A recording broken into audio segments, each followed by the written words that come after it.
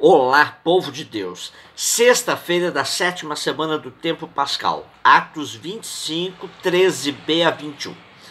A grande tese de Lucas aparece no trecho de hoje com toda a força, que é a inocência de Paulo. Porém, não posso me furtar ao dever de pedir a todos os que recebem meus vídeos que leiam não somente o capítulo 25 todinho, mas agora que nos aproximamos do fim do livro, por que não ler até o fim os últimos capítulos, que são todos curtos? Sempre me emociono com essa leitura.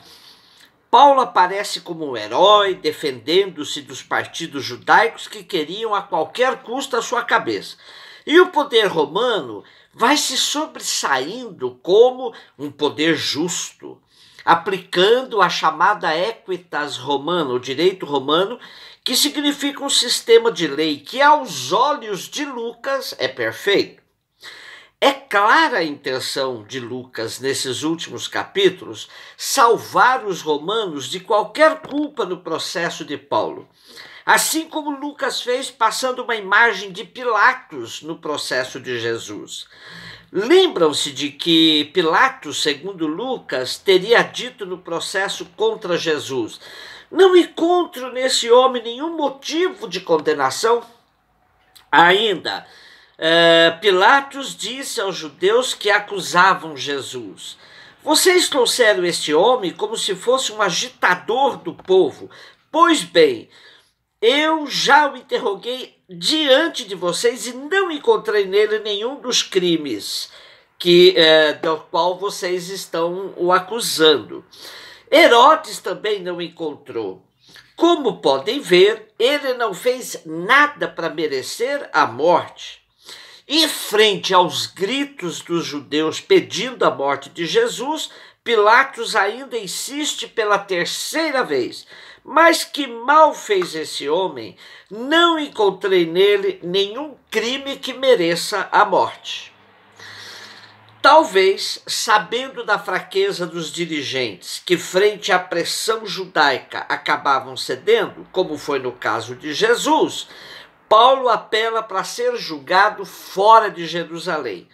Apela pela sua cidadania romana e pede para ser julgado em Roma.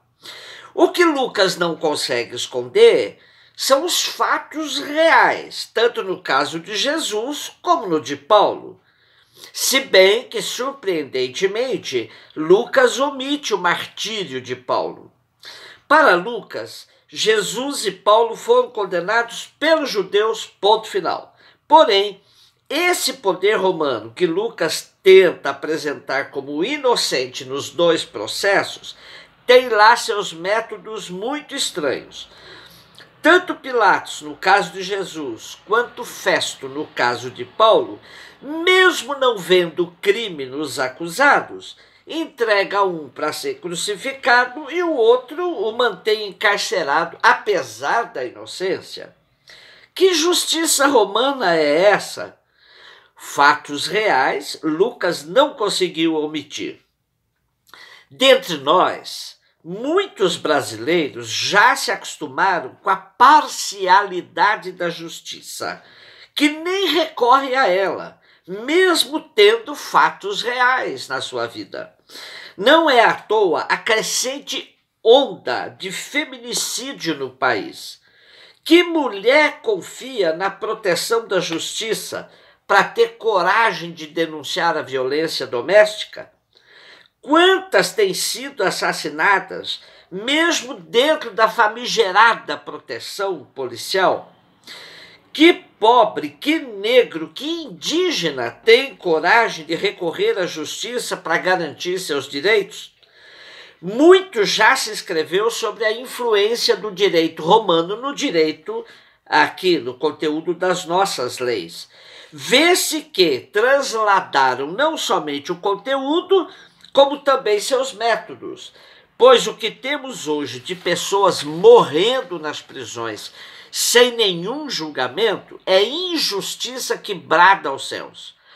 O Conselho Nacional de Justiça, no ano passado, registrava 812.564 presos sem condenação no país, o que na época representava 41,5% dos presos de todo o Brasil. Nosso evangelho de hoje, João 21, de 15 a 19, a gente vai continuar com João. Nós já vimos que o esquema do evangelho de João, que do capítulo 1 a 12, na sua primeira parte, identificamos como o livro dos sinais, e de 13 a 20, a segunda parte, o livro da glória.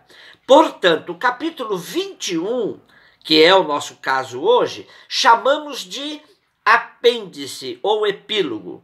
Uma maneira bem simples de percebermos que esse capítulo foi acrescentado no corpo do Evangelho de João é fazer uma leitura dos últimos versículos do capítulo 20, onde claramente se encerra o Evangelho, com a explicação do sentido da obra. Jesus realizou diante dos discípulos muitos outros sinais que não estão escritos neste livro. Estes sinais foram escritos para que vocês acreditem que Jesus é o Messias, o Filho de Deus, e para que, acreditando, vocês tenham a vida em seu nome. Pronto.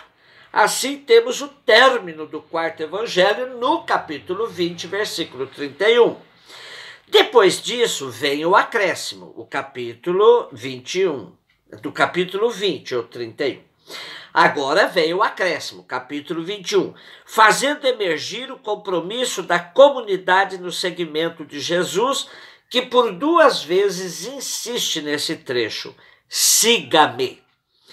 Já se disse que o episódio de hoje foi acrescentado para resgatar a figura de Pedro, que por 3 vezes havia negado a Jesus e que agora é cobrado 3 vezes quanto ao seu amor por ele. Durante os 20 capítulos de João, quem se sobressai é o misterioso discípulo amado, dando a entender que a comunidade do quarto evangelho tem como modelo esse discípulo. Pedro, resgatado, assume o cuidado das ovelhas do Senhor. Porém, ainda no capítulo 21, apesar de resgatar a figura de Pedro, permanece um mistério sobre o discípulo amado. Eu termino minha reflexão de hoje com 2 temas importantes que sobressaem das nossas leituras. A questão do poder na igreja, Pedro, cuidar das ovelhas, e a questão do envelhecimento. Pois Jesus diz a Pedro: quando era jovem, tu mesmo amarravas teu cinto e andavas por onde querias.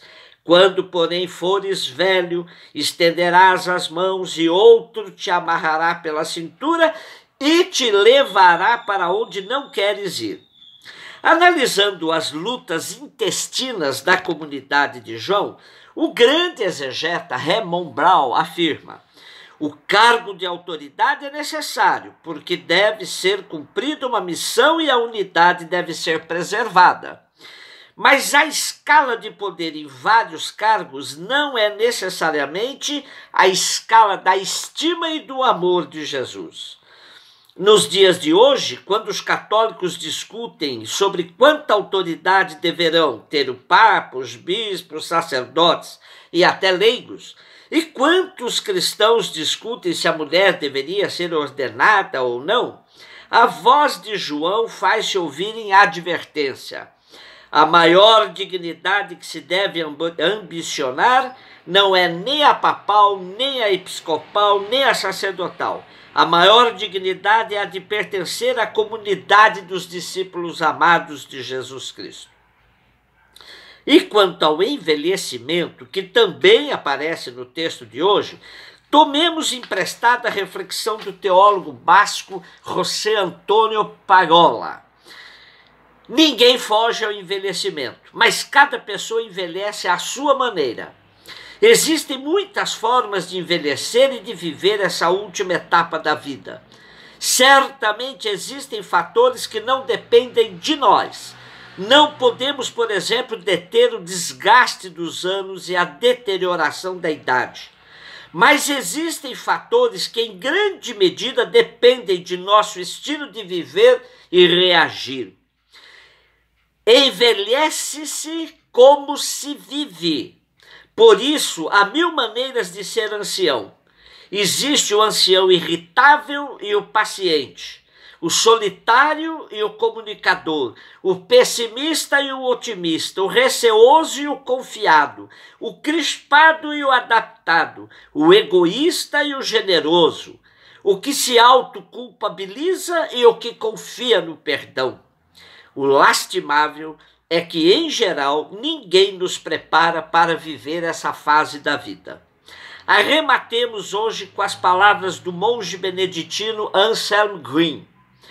A vida humana pode ser comparada ao percurso do sol. Pela manhã acende e ilumina o mundo, ao meio-dia alcança seu zênite e seus raios começam a diminuir e a decair. A tarde é tão importante quanto a manhã. No entanto, suas leis são distintas. Bom percurso de vida para todos nós. Um beijo no seu coração.